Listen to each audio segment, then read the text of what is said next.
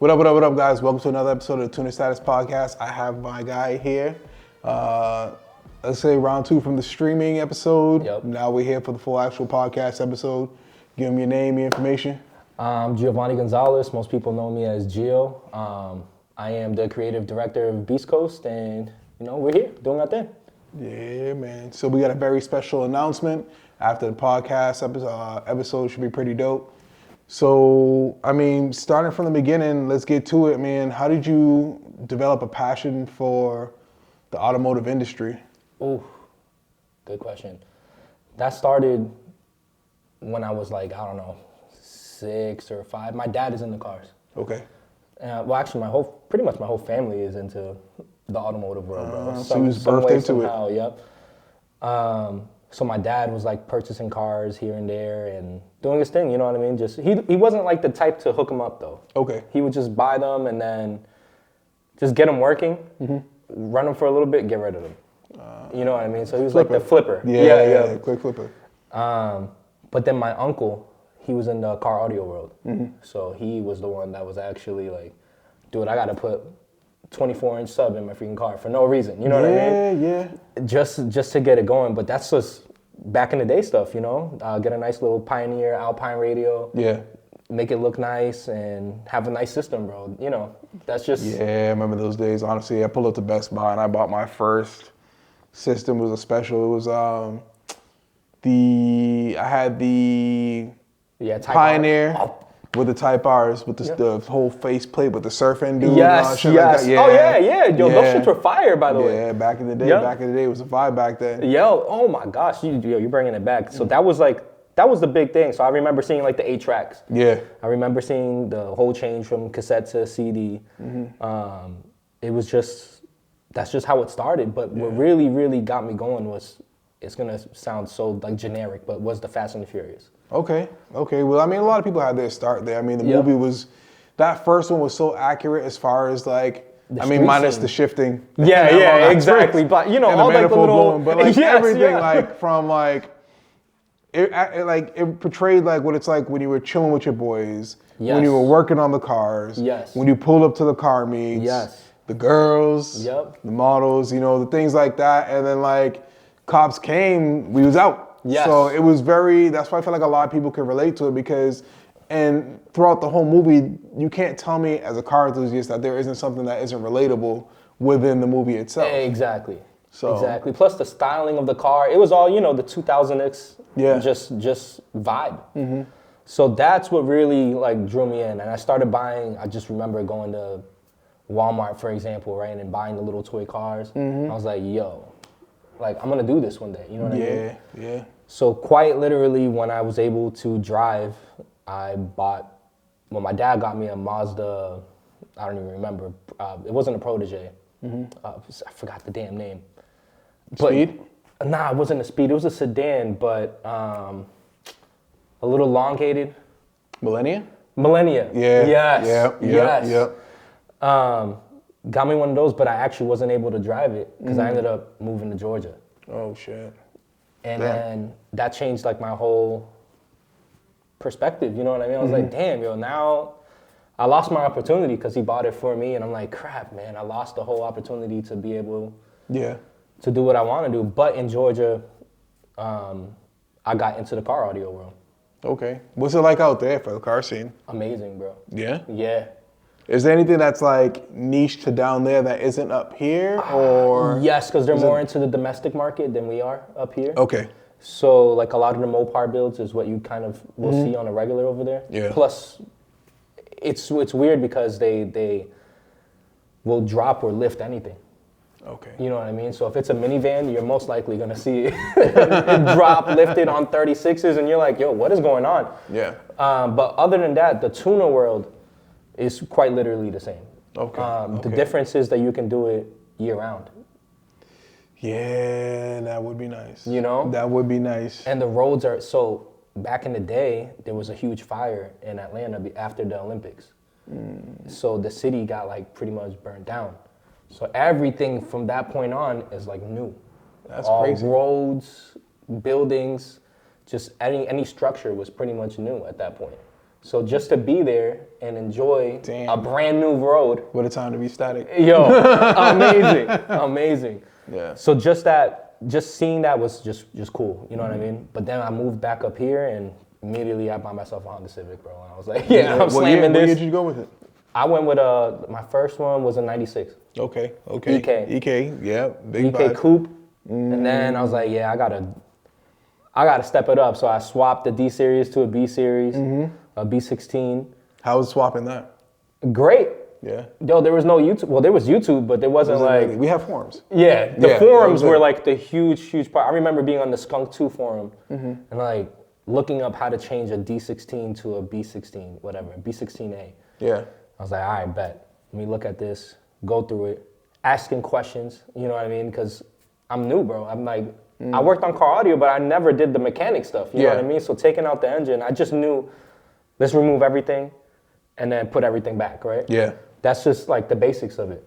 But then actually going in, bro, I did everything wrong, bro.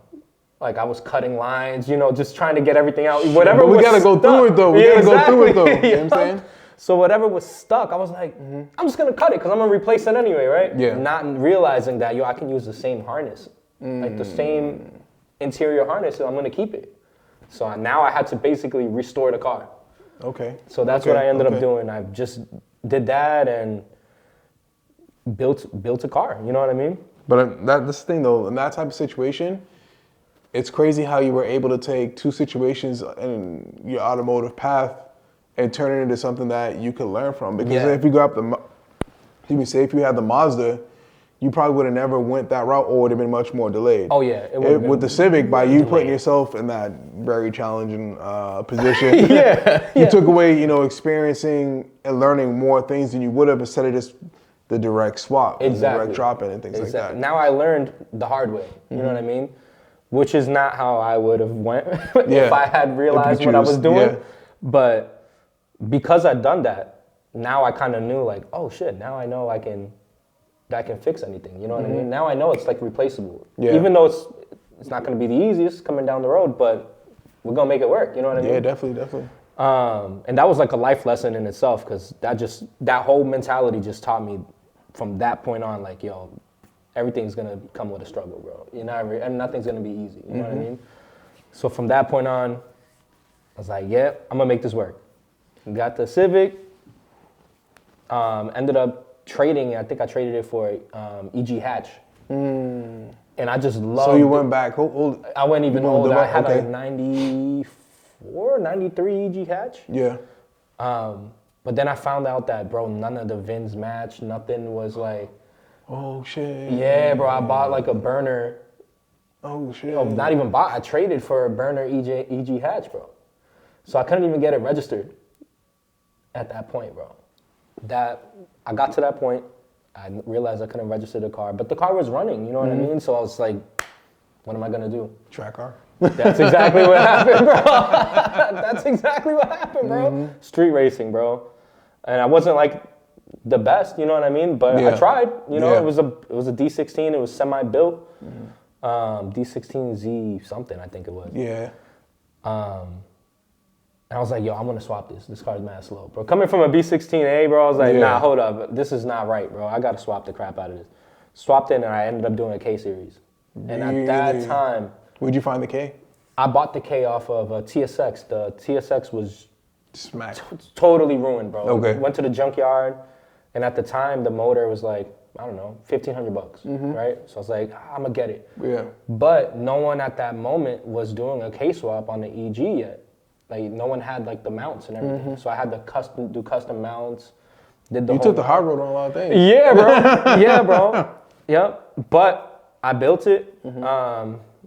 It worked. I tuned it. I even turboed it at one point. My problem is it was so low. I was driving down the road and I just got it tuned. I don't even remember where I was, but I think I was in Fall River.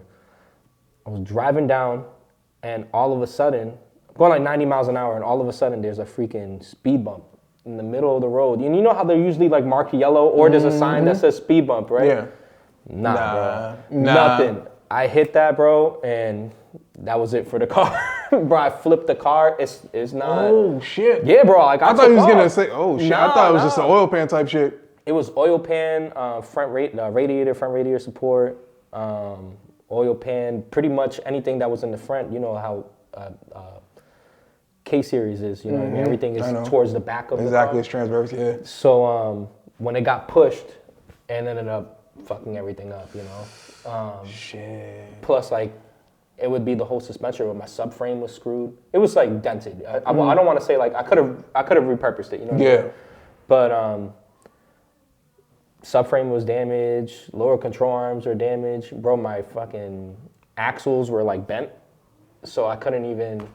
Shit. So you was really just like assed out. I was assed out, bro. In the middle of nowhere. I was assed out. Had to go to court. I lost my license because the car's hot. Shit. Car's hot. Lost my license. I had to pay for the tree that I hit. Apparently, I caused damage to a tree and I had to pay for it. Who owns the tree? I don't know, bro. Apparently, the city of whatever Fall River. If I'm giving you a check for a tree, bro, I want to see a brand new tree with a plaque on that shit that says my name on it, bro. $1,200, bro. Had to pay for a tree. Trees are $1,200? It was $1,200, bro. I'm like, yo, man, listen. I'm gonna go up to New Hampshire real quick, rip some shit out, bro. I'm gonna put it right back brand new. I got you, bro. I was tight, and I lost my license. So I lost my license for 9 months. 9 months to a year. Classes? Yep. The whole 9? Yep. So I couldn't do my... Oh my God, I can't stand them shit. I had to do this shit twice. Bro, I had to do this twice, bro. Twice. So I lost my license, had to do the classes, and take my permit again. Which is mad, like, I'm not gonna lie, when you gotta take your permit again, yo, that's wild, disrespectful, but I was like so amped. Bro. I was like, yo, I'm back on the road again, man, yo. Yeah, bro, I was so like, I was amped when I got to that point, because I had to take 4 classes. 4 classes, and then another one for disruptive something. It was stupid. It wasn't even like a driving course. It was more like a therapy session kind of thing. But you're with other people that kind of went through the same thing. AA meeting for driving. Exactly. That's crazy. For driving recklessly. And I'm like, dude, I wasn't driving recklessly. I was going, I mean, don't get me wrong, I was going 90. But everyone else was kind of going around the same speed, you know what I mean? Like, even if it was 70, 60, it was still, they were going. It's still a speed bump in the middle of the road. Yeah, 70, yo, that's crazy. Yep. So I'm like, all right, whatever, I'll take the L. I took the L, bro, and started again, you know what I mean? Yeah. But at that point on, I just was like, yeah, I gotta hold up because I spent all my money on this car. Yeah. And now I got nothing, bro. Like, I can't bring this car back from the dead right now because I have to get my license, so I have to work, you know? Yeah. So it took a little break and ended up doing a, what's it called? Ended up getting an EK Civic again and doing just little shit, you know, if you're from here, skunk to header, skunk to exhaust or catback. Yeah. Just bolt-on type shit. Pretty much bolt-ons. And made it work. Then comes my TSX. Yeah, man. Yep. Yeah, man. Now, where'd you find the TSX at? The TSX is weird because I wasn't even looking for the TSX at the moment. What were you looking for? I was going to get like an 08 Accord. Okay. Yep. Okay. I was going to get an 08 Accord because I seen, bro, it was everyone that had them. You know I know. Yeah. So I'm like, I'm going to just get an Accord, bro, whatever. And when I went to the dealership, I went to Bernardi of Peabody, I think it is. And they had the TSX wagon, and then they had the TSX next to it. But they're like, yo, this one's a special one. This is a tech pack. And it's only like $2,000 more than the Accord. Like, you'll be dumb not to get this, and it has less miles. You know what I mean? And it had more features. It has way more features. Like, you're kind of, this was only one single owner. Like, bro, you're good. Like, once you get this car, you're going to be straight. I drove the wagon, loved the wagon, but I didn't see the vision in the wagon. Like, now, I know, now you're now like, I'm like, damn, I should have got that wagon, bro. Yeah, bro. Yo, shout out to Hideki, bro. He killed the wagon game, bro. Yeah, bro. Like, yo, such a slept on. Like, between the TSX wagon, the IS wagon. Yes. And, yo, just wagons hit different, bro. Yo, they really do, bro. Really and do. I kind of needed the space. Now that I was, like, thinking back, I'm like, holy crap, bro. I just had my son. I'm like. Would have been clutch. I should have just got the wagon, bro. Yeah. Mad trips would have been official in it. Like, yeah, bro. You know what I'm saying? So I'm like, damn, I should have just got the wagon. But whatever. At that time, I just saw the blue. It was Vortex Blue Pearl, whatever. I'm like, yeah, I'm getting that. Like, whatever. Walked out that same day, drove it home. Okay. Yeah. So thank God I went early in the morning because, you know, sometimes you do the paperwork and they won't do the registration. They won't do anything. But, no, they did everything that day. So what was the first real part that you copped for the TSX? The first part I copped was coilovers. Other than, like, the tint. Yeah. Like, 'cause that's, like, the first, like, for me, that's, like, the first thing, bro. I'm going to tint my car regardless, you know? Do you know what wheels and stuff you already? Because most of us, you know, when we're buying a car, we already had a vision. Granted, I get it. Like with the TSX, it kind of like fell into that car, but it's like we kind of all are guilty of like shopping for mods before we even have the keys, bro. Yes. So that very same day, I was looking on my phone, you know. Yeah. Just like, damn, what can I do? But I found out that there's really not much you can do. So I got So the first mod I did was coilovers. Okay. Because after the tint is a mod, but it's like it's a thing you're gonna do regardless, kind of thing. Wait, how low did you go with the tint though? Bro, the tint? Is it legal? It was legal, yeah. It was legal because I was it was legal. I went to Wilson. Yeah, man. Yeah, everybody was going to Wilson. Yeah, went to Wilson. Actually, he was not too far from here. Yeah, I know. At that time. Man. I know. I was like, I bet. He was the perfect, bro. The price was right. Yeah, he was quick. He was like good with it. I was like, I bet. And Wilson's a chill ass dude, so it's like while you're there, you're just shooting the shit, talking, and he's cracking jokes. Oh, hell yeah, bro. He was hilarious. Smooth. Yeah, so drinking a Corona or whatever he was doing. Yo, shout out to Wilson, bro. Always. So I went just 35s all the way around or something like that. And then I did the windshield banner thing. Yeah. I wanted to do the windshield, but he like. Did you do? You did the top strip? Yeah, I did the top strip. He didn't want to do the whole windshield. And he was like, nah, bro, you're going to get pulled over. Yeah. He's like, even if it's 35 like or 50, he's like, you're going to get pulled over because the car is dark, you know? So I'm like, all right, bet. Didn't do it. Got the coilovers and immediately slammed it, bro. Like, went as low as I can possibly go. Immediately. Now, where were you living at the time when you copped it? I was in Boston, bro. This thing is bugging, bro. You don't learn, you just hit a speed bump at 90 miles an hour, bro. And here you go back in the same shit. Immediately just went as low as I can possibly go. But my plan for the build at that moment wasn't for speed, you know what I mean? It was all for, you know, the stance. That's when the stance stuff was like coming out. So I was like, all right, let me do some stuff, you know what I mean? And I already had wheels in mind. I was already trying to get like a connection with work when I had the EK, right? So I'm like, yo, let me do some work wheels, whatever. Hit up the dude from they don't exist anymore too, but not Prospect. Not Prospect. Not Kaizen? Not Kaizen. It was in New Jersey. It was in New York. New York. Ah, man, it's gonna kill me because I can't remember the name. If y'all remember the name, drop that in the comments. Rap Spec. Oh shit! Yeah, I remember them. Yeah. Yep. Damn, nigga, I bought that shit from them niggas. Right, yo, shout out to them niggas. Yo, shout out to Rap Spec, bro. This shipping and everything, shit was always on point. Them niggas always took care of me. Yup, and they would throw shit in. I'm like, all right, bet this is lug nuts, random shit. Yeah, bro. Perfect. It's like, all right, I'm gonna go to Rap Spec. I was already talking to homeboy. I forgot his name for like a couple of years now, and I kept like, I don't want to say I was like dodging him and shit, but it was like he kept, like they're salesmen at the same time. They're like persistent. You know what I mean? So I'm like, nah, bro, like, without explaining too much, I was like, bro, I got into an accident. I don't have that car no more type shit, but I got this now. You know what I mean? And that was like 2 years, maybe 3 years later. And he was like, all right, bet. We have the new Work CR2 piece. He's like, the Kiwami, whatever. Bro, I was loving those wheels, bro. I wanted them so bad. I wanted them. As soon as he said it, I was like, let me look it up. Yeah, first person I ever saw that with that wheel. Well, shout out to my dude Jose. He had a wide body 350Z that was red. Yes. And he was the first person I ever seen him rock them. But he was also the first person I ever seen like with like 305 tires like on there, like an import that wasn't like, because you've seen them shits on domestic and stuff like that, but like to see such an aggressive setup, that shit was wild. Yes, that's what I liked. So I think I saw him first. I was like, all right, now I really, really like, you know what I mean? I'm gonna cop him, whatever. So I copped him. But I went with like a crazy aggressive spec because I went off of a 350Z, So I was like, hold up. Not realizing how much wider they actually are, you know what I mean? But I was able to make it fit. Very minimal camber. Minimal, I saw them pictures, bro. Nah, that was a different setup. No, that was a different setup. But I went with like very minimal camber at the moment.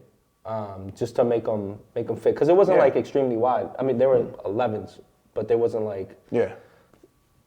The offset was... It wasn't extremely wide. This thing talking about wide wheels, bro. What are we talking about, yo? It was an 11, but it wasn't... The offset wasn't like super low, you know what I mean? Yeah. So I didn't have this crazy lip on it, but it was like, I think it was 0 in the rear, which is still a low offset, but it was 0 in the rear, and then 15 up front on a 9.5. It was 9.5 up front and then 11, and I was doing a stagger setup. Bro, what size tire did you put on that? If you say 215, bro. Nah, I think all right, cool. Because I did 215s on 11 3/4, bro. Never been more stressed in my life. Nah, bro, nah. Yeah. Nah, definitely not. I bought Toyo Proxies, R1s, I think they were at the moment. Okay. And I got them at 235, 235.30.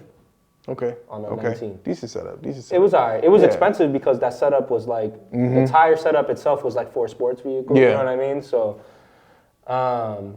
ended up getting them, and I think the front was 245.15. 245.30. So it was a calm setup. Something that, you know what I'm saying, is stretch, but like you weren't dying, weren't cracking the wheel. Nah, I wasn't cracking. Yeah, I wasn't cracking the wheel. I ended up cracking the wheel anyway, but I'll get to that. I'll get to that soon. So I bought that, looked up stuff that I can get for the car because the car was relatively new in the tuner world. Yeah. You know? So now, if you shout out to CU2 Squad on Facebook, because that's where I got a lot of information for the TSX. So I was actually like one of the pretty much pioneers in the whole stance movement with the TSX at that moment, you know. Still to this day, like I got people hitting me up like, yo, what'd you do to this? Like, how'd you run this spec? You know, like, how'd you get this done? And I'm like, bro, it just, now you have all those parts available, but when I was doing it, I had to get lower control arms made, you know what I mean? And I had to get, thank God it shared like some parts from the 08 Accord or from the Accord generation, whatever. So I was able to get some parts from there, but anything in the front was like totally brand new, bro. Like I had to create a front upper control arm that was shortened. Yeah. I had to do what we call the camber plate up at the top. Okay. Because. Okay. Which is annoying because when you get some suspension setups, some cars don't come with that camber plate. Yeah. They didn't. And it's like, nigga, come on, bro. Yes, but they didn't bring it because it was specific. It was a double wishbone type thing, so they didn't really need it. But I needed it because I needed to push my... Yeah, exactly. Just doing some shit. I knew I was going to camber my car, so I'm like, yo, I need to push this way because I'm shortening everything. You know what I mean? So I elongated the lower control arm and the front upper control arm, I made it a little bit shorter. And then the spindle itself, I slotted.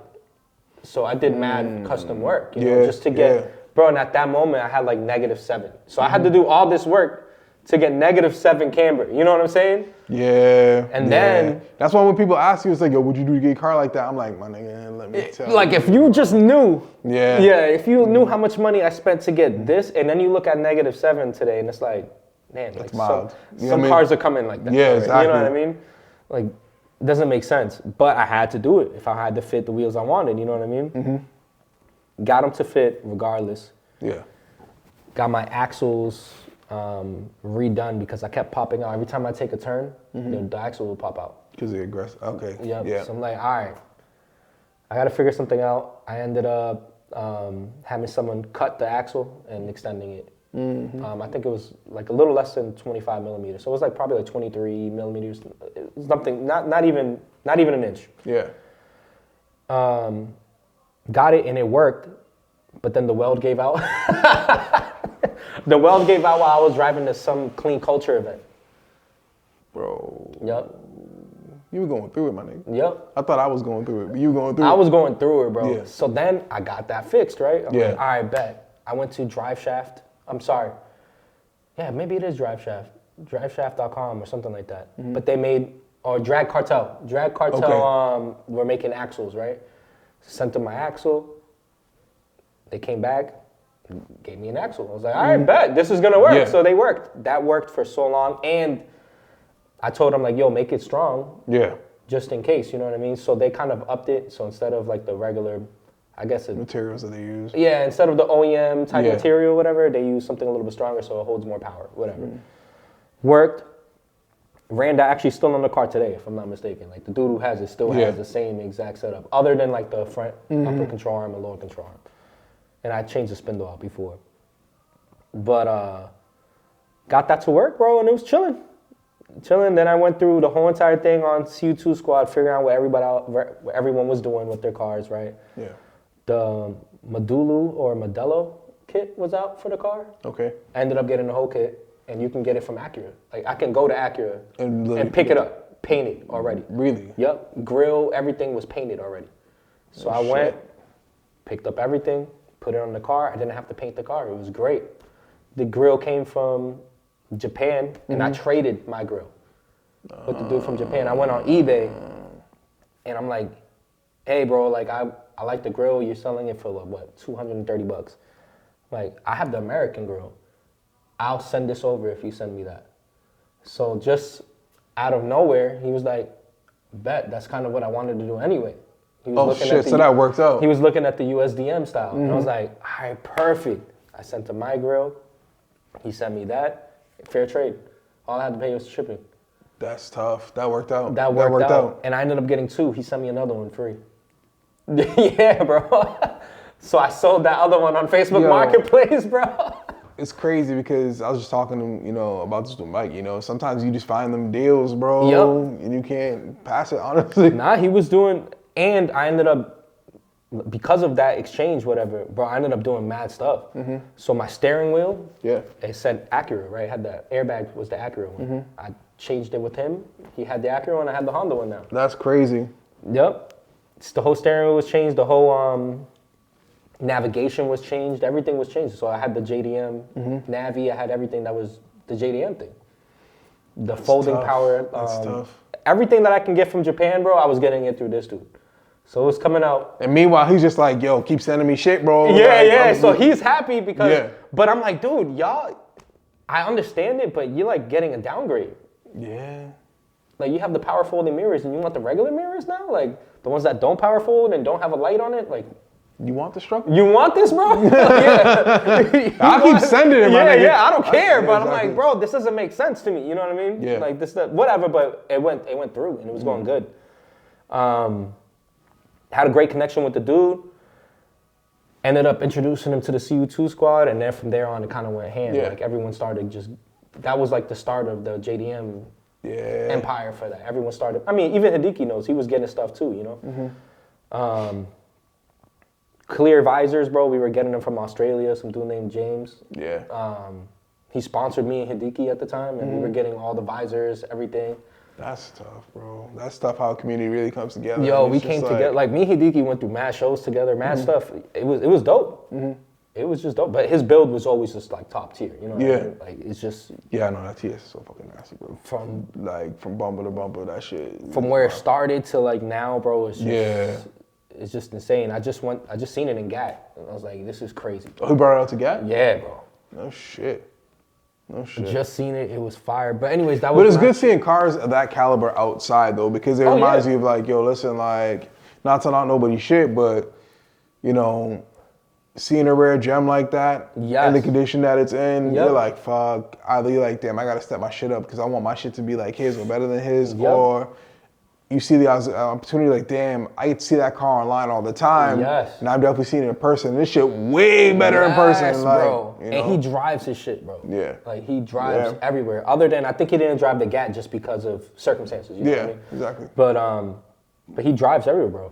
Like, dude is just nuts. And he just turboed and supercharged it. His dual, like, it's crazy. Anyways. Shout out Hideki, bro. Again, he's nasty, bro. His builds are amazing. Him and his wifey. So now for you in the scene. Yeah. Like, what really, because you said that you got into the racing and things like that.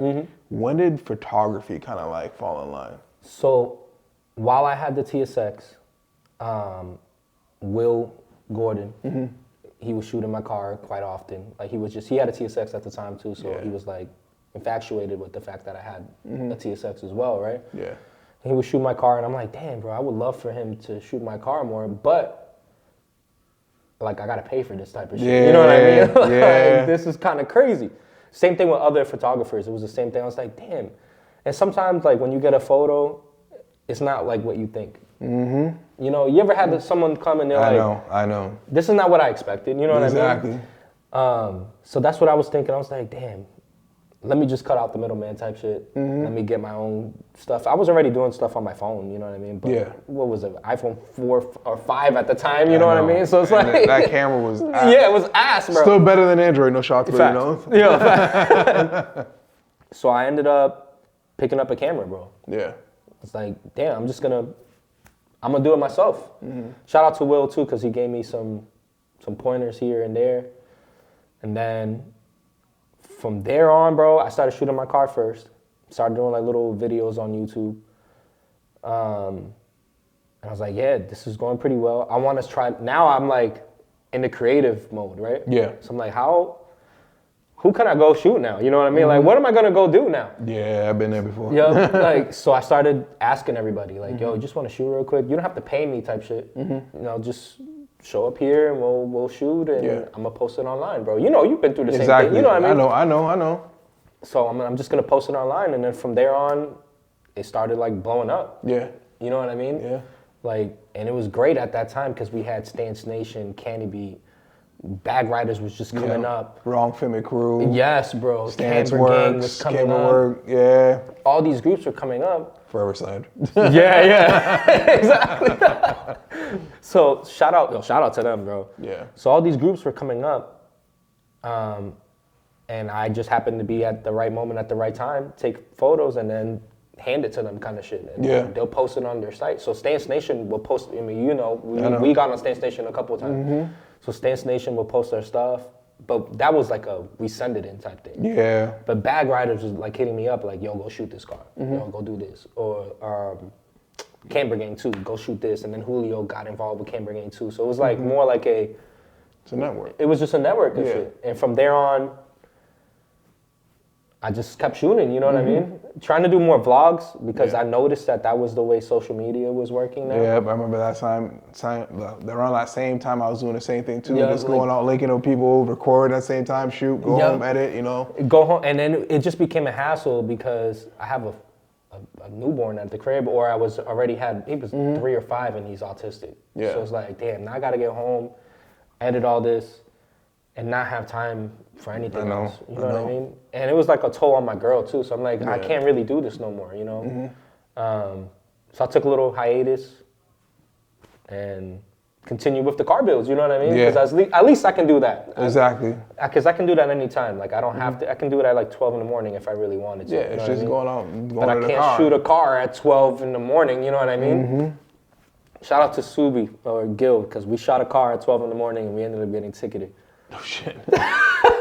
Yeah, bro.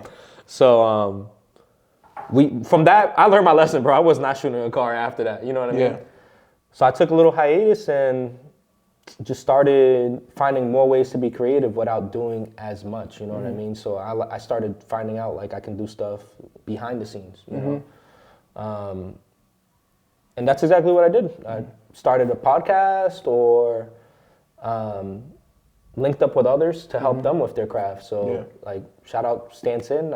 I joined their group and was doing most of their media and stuff for them, building and marketing their brand. And it worked out. I mean, now they're great, you know what I mean? But pretty much I did their logo, helped rebrand and helped market so that they can become successful, you know what I mean? That's so now they can Now they can do all their things and not have to worry about anything, you know what I mean? I'm not gonna lie to you, being behind the scenes, bro, so much better. It's so much better, bro. Like, when it comes to, like, doing the events was a great time because I got to see people come out and enjoy being in the space, catching up with friends, meeting new people, all that stuff like that. But, like, it's weird because when you're doing the podcast, you're literally the direct face of, like, whatever you're trying to speak on. Yes. But, like, I guess in the lane that I'm doing it in, it allows me to feel a little bit more comfortable because I'm just catching up with my friends. Exactly. And just hitting the record button and just letting it do its own thing. So. Yep. You know, and it's dope. It's dope. That's what I liked. You know what I mean? That's why I like doing the things behind the scenes, because now I didn't have to be out and about. Yeah. You know what I mean? Now I can chill, see everyone that I wanted to see anyway, and not have it be in the stardom. You know what I mean? Not be that person that, I want to talk to him. You know what I mean? I can still just do my own thing, chill, relax. The people I wanted to see, I can just see. I can move over here, no distractions. Just move. You know what I mean? Move in silence. Yeah, definitely. So now, you know, you got the car, you built it, you know, you took a break. Now, when did you say, you know, I want to get back outside, start going to events, especially like out-of-state ones? Like, what really got you back out there? So while I was doing everything with Stanson, they were like, "Yo, let's go somewhere. Let's go New Jersey. Let's go." And I was already doing it with the TSX anyway. Yeah. Just because like everyone in the game was like either in New York or Connecticut, Pennsylvania. So I'm like, nah, if I want to go meet up with them, I got to go out. You know what I mean? Like, they ain't going to come out here. This is like, there's nothing out here. I know, bro. And that's the tough thing, trying to convince people to come out here. Exactly. Like, yeah, it's a great city, but show-wise, I mean, we really didn't have much. You know what I mean? Like, Import Evolution was big. Honda Fest was huge. Yeah. You know, like, definitely we'll get Honda Fest out here, and everyone will come out there. But that was like one day. You know? I'm like, I'm not going to see everybody just for that. Like, and then IFO, that was like the other thing too. Yeah, and I didn't like IFO that much, and they weren't too big into it either, so I was like, all right, but what was Hin? Yeah. Hin was the other one. Hin was all right back then. Yeah, it was, bro. Like, I liked Hin. Models was, yeah. So, yeah, Hin was dope. But anyways, I was like, damn, I gotta go experience some other stuff just in case. So, Nick Terso from Clean Culture was hitting us up sometimes and be like, yo, I got this show in Pennsylvania, in Pocono. Why don't you come down here? Yeah. Or why don't you come down to wherever, New Jersey, I got a show up here. Bet. Perfect. And that's how we kind of got involved, you know what I mean? Just going out to different shows. But mainly it was with Stan Sin. We ended up doing Tuna Evolution in Philly? In Philly. That was my show, bro. Loved Still it, bro. to this day, man. Like, loved it, bro. And shout out to Sean, shout out to Jay. Yes, bro. Shout out to the gang out there. Yo, Tuna Evo was definitely a bar that was set. Yes, bro. And Jay showed so much love. And I don't think Sean was involved at that moment. But now he is, and that dude is forcing it now. Like, yo, I fucks with Sean so hard. And also shout out to Linda. Shout out to my homegirl Linda as well. Yes, yes. Oh yeah, she was the one we were contacting in email. Yeah. She was dope. So yeah, Philly was fire. Probably one of my favorite shows. Till this day, I think Philly's pretty much up there. I just hate Philly sometimes. Yeah. You know? Yeah, sometimes I hate Philly. But I like the car show. You know what I mean? But Philly in the whole, I just don't fuck with Philly too much. Like, all the good places to eat, there be some crackheads there. You know I'm not lying. Oh, shit. Yeah. You know I'm not lying, bro. Philly's got some spots, bro. It's different. Philly's different. Yeah, Philly is and I'm from Jersey, so it's like, yo, like, Philly's different. Philly just hit us hard, bro. We were like, nah. Yeah. Nah, we can't be here that long, bro. But it was fire. Like, the things we did there, the time we had was amazing, you know what I mean? Because we didn't just go for the show. Like, we would spend a couple of days there and enjoy. Did you go to Maryland? Yeah. Oh, yeah, H2O? Yeah. Oh, yeah, bro. Yeah. H2O was huge. Because Gil's crazy. I remember Gil immediately, bro. Because this is when he just got the Subi wrapped, bro. Yep. And big tilt. Yep. He was blast pipes going on like this, bro. And I was like, he's gonna pull over. Going over there? I'm like, nigga, you won't get pulled over as soon as you touch down. And what happened as soon as he crossed the bridge, bang that right, bro. Yep. They got him. They got him and told him, bro. Yeah. And shout out to Crispy, bro. He got that all on film. Yeah. So if you want, you can see that on YouTube. That's huge. So that's what got us into it. You know what I mean? Just those experiences. So we were like, yo, we got to travel. We got to do more of this. And ended up doing more shows like with Candy Beat, because Christian from Candy Beat had a TSX. So he was in the community as well with me. And like I said, it was all just networking, bro. It was big. So we all just connected. You know what I mean? All right. That's how we ended up doing a lot of the shows. And while I was there, I'm like, yo, I'm going to do the media. Like, even if it's not for Tuna Evil, Like, I'm going to do it for stands. Exactly. You know what I mean? Like, I'm going to do it so we have content. And that's exactly what I started doing from that point on. I was like, all right, I'm getting into media. Like, I'm doing this. So now, how the hell did you link up with Matt? Matt, funny, when I had the TSX, I heard of an underground show, right? And I was like, damn, what is this?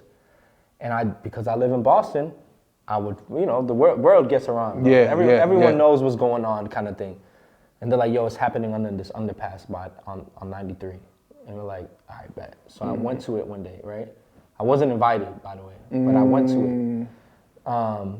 And I didn't go in with my car, but I parked on the side. Yeah, and a lot of us did. Yeah. Like a lot of us did. Yep, just to be respectful, you know what I mean? Because I'm not going to cause a scene. Plus, when I got in there and I realized the caliber of car I needed. Yeah. And at that point, it wasn't as it is today. The collective wasn't like what it is right now. But the caliber of car I seen in there, I was like, yo, no wonder I wasn't invited, bro. I know. I'm like, like you see cars like Recipes to Chester. Yes. And then you see the other guys. You saw Sal. Yep. And those were like heavy hitters, bro. Panda. You've seen everybody there, and it was just like, makes sense, cool. I'm not even gonna fight you, big bro. You got that. You got it. Yeah, you got it, bro. And I wanted to be on that level, bro. So I was like, hold up, what do I gotta do? So then I started working on my car more. You know what I mean? But in the mix of that, I started talking to Matt. I found out that Matt was the owner. Yeah. I was like, oh shit. Like, dude, you're just a regular ass motherfucker. Yeah, like, you know what I mean? That's what it goes like, bro. Yeah. I was like, hold up, where's your car? He's like, I don't got a car. I'm like, yo, what the fuck? I know, because Matt went with this weird face. I remember he had the Maxima, then he moved forward, and then he had the He had the Jeep. Yeah. The what's it called? And then he had the S. Yep. And then he had the S chassis. Yes, the S chassis was nasty. So stuff like that was what that's how I got involved with Matt. Just from there on, I was like, yo, how do I do this? How do I get in? So Matt had the S14, and and I remember, I think Kyle bought that. Yes. Yeah. I think Kyle bought that too. So now you talk with Matt from Beast Coast, you go into the events. Yep. And I'm assuming naturally just a friendship was formed from off of that. Oh yeah. Absolutely. From there on, we just constant communication. Because at first I was like, I don't want to say I was bugging him, but I kind of was. Yeah. Saying like, yo, how do I do this? Like, what is the caliber that I need to do this? Like, and he explained like, yo, we're not really looking for anything. It's more like if you know kind of type thing. And I was like, bet. And I kind of already knew Panda, I knew Sal. So I kind of naturally got in, you know what I mean? Yeah. But it took some bugging, you know what I mean? And I would just see him consistently buy merch and everything. And one year he was like, and this is just after talking so much, one year he was like, yo, I think I'm done with Beast Coast. Really? And I'm like, bro, you can't be done with Beast Coast. You know what I mean? Like, I just got here, nigga. Like, what do you mean, bro? Fuck, bro? It's been like a solid 3 years, bro. Like, what's going on? And this goes back, but I remember going to his first thing that used to be at Black Falcon. Yeah. And I didn't know that was a Beast Coast event at the time. So I remember going there, and I had my Civic at the time. And I remember seeing him, and I think he had his Maxima. I'm like, yo, that's crazy. You don't ever see a Maxima like built the way it was, you know what I mean? Exactly, so I was like, this is kind of like weird but cool at the same time. But I never put two and two together until like finally he was like, yo, from doing it in Black Falcon, and I was like, Black Falcon, damn, yo, that was you? Holy crap. So I've been following you for a little bit, you know what I mean, without even knowing.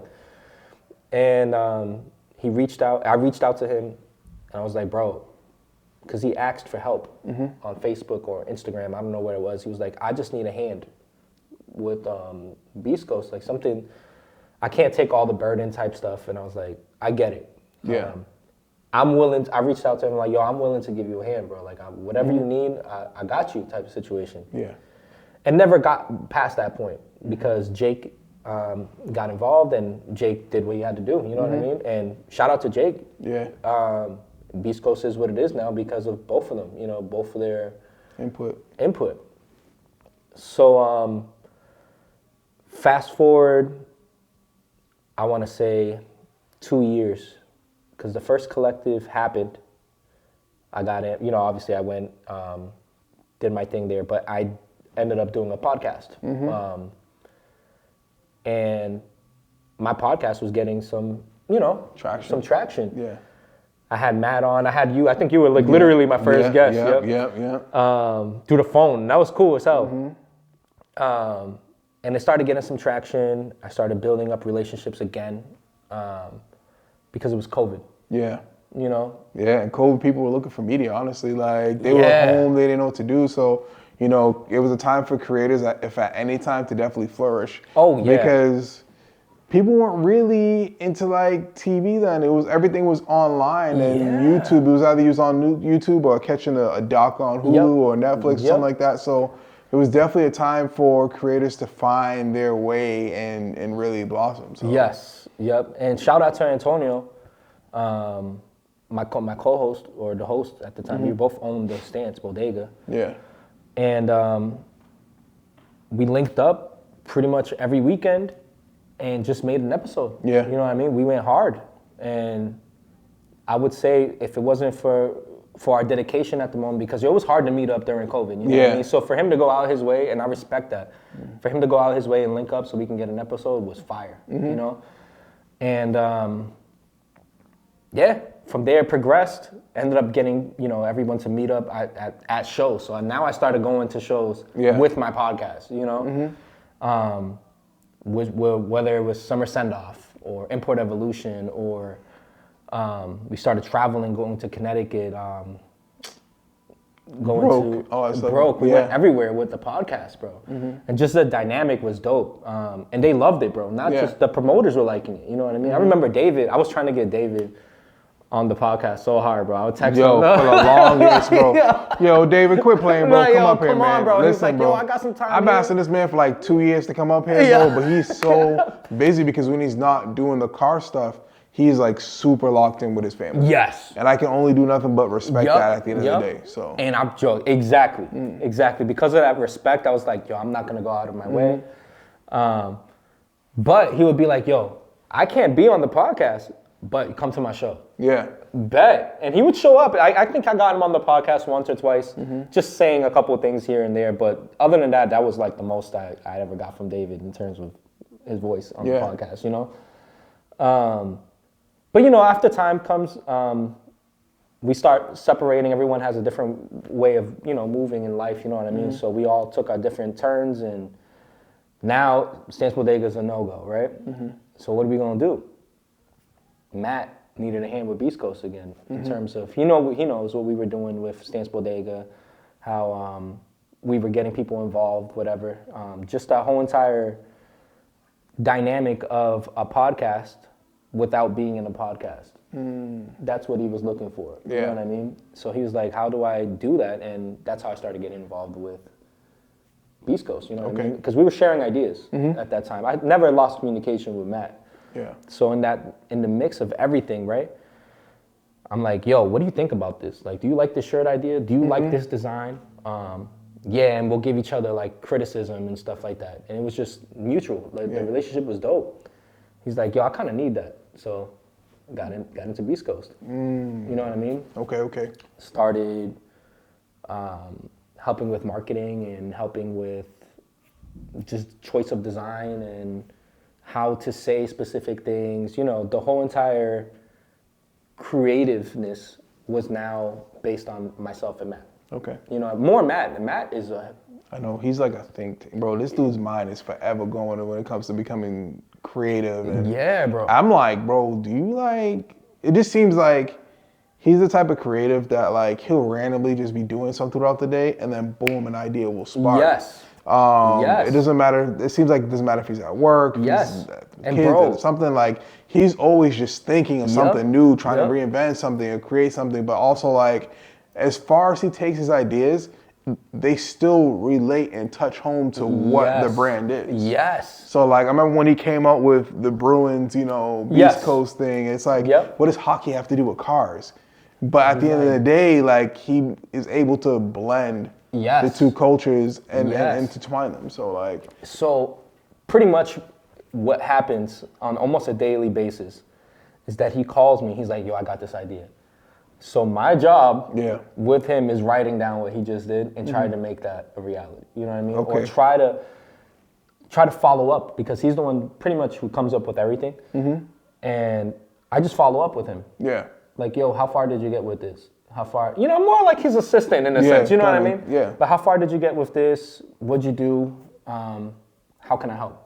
But it's dope having that relationship, because for me on my end, you know, a lot of this is like, besides my son, like it's when it's just you have so much in your head, and you like you spread yourself thin, and it's like if you just had that extra person there to just be like, yo, let me be like your sticky note, like, or you know, and also having that counterpart too, it serves as motivation, because the days that you don't like feel like doing shit and that person's texting you like, bro, what are we doing about this? It's like, I got to get on my ass. I got to get on my shit. There's no chill, no slack. I got to keep pushing, you know what I'm saying? So it's dope being that inspiration for somebody. So shout out to you for playing, you know, that role for him. You know? Oh, yeah, absolutely. And I try to do it for anything we get involved with. So even if we're hosting a show or whatever, I try to do the backbone of everything if I can. And just try to spread out work. You know what I mean? Because that's one of the biggest things. I can't put the burden just on you. You know what I mean? Like I gotta, if I'm involved, I gotta figure this out. Something, I have to be doing something. You know what I mean? So, I end up pretty much. So for example, for the collective, it's not just Matt and Jake. Jake does a lot of the work. Don't get me wrong. He does a lot of the permitting, the speaking with the town. Getting everyone involved in a sense. And a lot of the marketing, believe it or not, is Jake as well. He comes up with this great scheme. I'm like, yo, big shout out to Jake. Yo, shout out to Jake, bro. He be holding it down for sure. And he has these ideas that just relate to what's trending. You know what I mean? And then Matt and I sort of get together and like, yo, Jake said this. Let's try to make this a reality. You know what I mean? And the collective is like a team of us. You know what I mean? It's not just Matt, Jake, and me. Now it's like 6 other people because it's a bigger event. You know what I mean? So now it's like 6 people trying to throw things like, hey, this didn't work last year. Let's do this. All right, we'll try this, but we're going to try this at another show really quick to see if it's going to work there before we implement it at the collective. And that's what we end up doing, and it ends up working well. So then by the collective, it all kind of works like seamlessly, because we already knew what we were going to run into. You know what I mean? Exactly. Except this year we ran out of tickets. So we need to buy more tickets. But we didn't know how popular it was going to be, because that was our first time opening to the public. So you already know. And y'all blew, that day was lit. Like, it was crazy. That day was crazy, bro. I wish I could have stayed the whole time, but my son, who's behind the scenes right there, he knows we took a very, very long drive to Jersey. Oh, yeah, bro. Yeah, leaving at 8 o'clock at night to end up in Jersey at 3 in the morning the next day. Yeah. Damn. It was, I'm sorry, y'all. I'm sorry. But that's... Amazing event. So life, let's talk life. I mean, where are you at now? Like, how's family life, dad life, you know, work life? How's life in general right now? Busy, bro. Yeah. Busy, but everything is well. I have 2 kids. One is autistic, as you know. And it's tough, but we get through it, you know what I mean? And shout out to my girl, bro.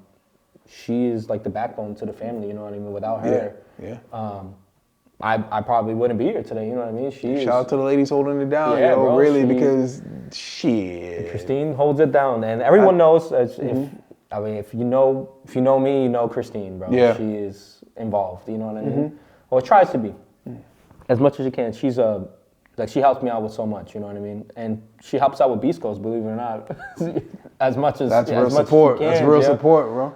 Yep. So we're all somewhat involved, you know, and. Now it's just life. Life be lifing, bro. Life bills, just be life. Everything, jobs, you know, make sure everything's handled, like stepping up, being dad. Today's expensive. Everything. Yeah. And bro, I told my girl, like, I don't think they'd be believing me. And I say this on a general for everybody in the family or in a relationship. Like, if I leave the crib and I'm with my family, a minimum I'm spending is like $100. I know. You know, and you can tell minimum. You can tell today's getting expensive because everything is now you can put on a payment plan. Yeah. So that's how you know. Like, go to Affirm. You want to eat at Cheesecake Factory? You can pay using Affirm now. That's crazy. Like, yo, bro. it's that's crazy. Yeah, it's nuts. It's nuts. So that's what I'm trying to tell her. And she's like, I'm like, yo, everywhere I go, I have to spend money. You know what I mean? It's not like before where I could have went, bro, I don't know, 2 years ago, I went to SEMA. I went to SEMA with $75 in my pocket. Oh, shit. I went to Las Vegas. That's bold. With $75 in my pocket, bro. I'd be gone, bro. The first cab ride there. $75, bro. I won $600 at the airport. What, my nigga? Yo, talk about risking it all, bro. Yo. $600 at the airport. And I was good for the week, bro. My nigga was like, balling out, nigga. First day. Yo, let's go. I just touched down. Yeah. I mean, you've been to Vegas, right? Yeah, I know. When you touch down, they got the casino right there. They got like, a whole bunch of stuff. But I was heated because the one I went into, where I won the $600, that's where all the smokers were. So when I left, bro, I smelled like cigarette butts. I know, bro. It's bad. It's bad. Dude thought I was like a walking cigarette, bro. I'm like, nah, bro. I had to explain to the Uber driver, like, yo, I smell like shit, bro. My bad. Nigga out here sweating, smell like balls, ass, and cigarettes, bro. I'm like, my bad. I spent like 2 hours at the airport trying to get my money back. And I did whatever. I explained to him. He was good. Yeah. And he dropped me off directly at SEMA. Okay. So I went from there smelling like ass to fucking SEMA, bro. That's crazy. Yep. That's crazy. Walk around smelling like Jinx is crazy, bro. I went to SEMA. I went to one of the little convenience stores and I bought some spray. Washed my hands. I smell like balls, but this Axe gonna take care of it. This is gonna take care of everything. Where's that Fiji? Where's that Old Spice Fiji, bro? Yeah, I went to work. Yo, that's crazy. And just started with media from there on, you know what I mean?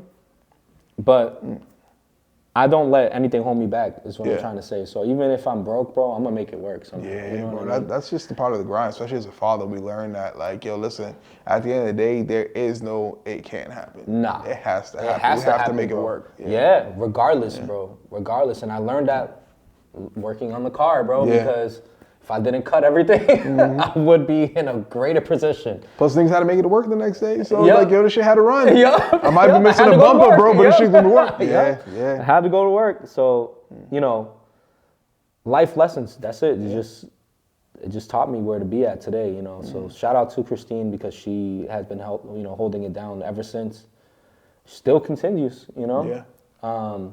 And work is work. I do audio video work, so I travel pretty much the country doing programming, you know. That's what's up. And I'm busy. Sometimes it takes me away from the family, but I have to do what I got to do to put food on the table for them to live a good life. You know what I mean? Yeah. So we can go to Disney. Yeah. And Disney's not cheap, bro. Nah, Disney's not cheap, bro. No, everything is like crazy. So, you know, I appreciate you coming out here, chilling with us, and sharing your story. Oh, yeah. And now it's a part of the podcast where we generally touch on 2 questions. And I always give it a disclaimer not to be morbid or anything like that, but this is just, you know, keeping it a buck. But, you know, first, let's just say, like, what was your favorite year in the car scene? My favorite year in the car scene was probably either 2015, 2016. You know, everybody has that vibe. I think it's because we all on the same age, bro. Yeah, like, just that summer 16 was wild, bro. So good, bro. Like, being outside, you know. Oh, man. Putting mad miles on my car. Bro, I put so much miles on my car. Trips with my son, trips with LaShawn, you know. Even though this nigga was snoring in the car 90% of the ride by the time, though. You got that? Nah, it was just a good time, bro. Yeah. It was like the time before social media really took over what we are today with car culture, you know what I mean? Yeah. It was, I mean, we met. Yeah. We did shit, you know what I mean? It was just amazing. It was just a good time. A good time to be alive. Definitely. Good time to be alive. So now the next question I'll ask you is the final question before we close out the pod. What do you want to be known for and respected for from, and it's not just the car community, but friends, family, co-workers? Yeah. What do you want to define you at the end of the day? I just want to be remembered as someone who was, who respected and was honorable and was loyal. You know what I mean? Yeah. And I don't mean, loyalty is taken in so many different ways now. Mm-hmm. But respect goes a long way. Definitely. You know what I mean? And that's pretty much it. I'm a very good friend in general. I just want to be known for being who I am, you know what I mean? Yeah. Just the simple shit. Yeah. That's it. All right, cool. Once again, appreciate you pulling up, coming through, my guy. Anytime, bro. Anytime. Right. And special announcement, we will be starting our official podcast. We're actually about to get to it, about to start filming. Stay tuned. We're going to be dropping a lot of trailers, a lot of teasers. It's hopefully going to be a lot of fun. Hell yeah. It's going to be different. We're not going to be doing the automotive stuff. This is going to be completely separate. So really excited for this new adventure, this new path that we're about to take. And yeah, to the next time. Well, actually, where can they find you at as far as your info? On Instagram, GOPR_. On TikTok, I think I'm the same thing. And on Facebook, just look at my name. Because I don't know what I put down for that. All right, guys. Till the next time, y'all know the vibe. Stay up, stay blessed. Peace. Uncle said, nigga, you must be sick. All you talk about is just get rich. Choke my neck, nigga, and ice my bitch. Beat the system with chains and whips. This is culturally inappropriate.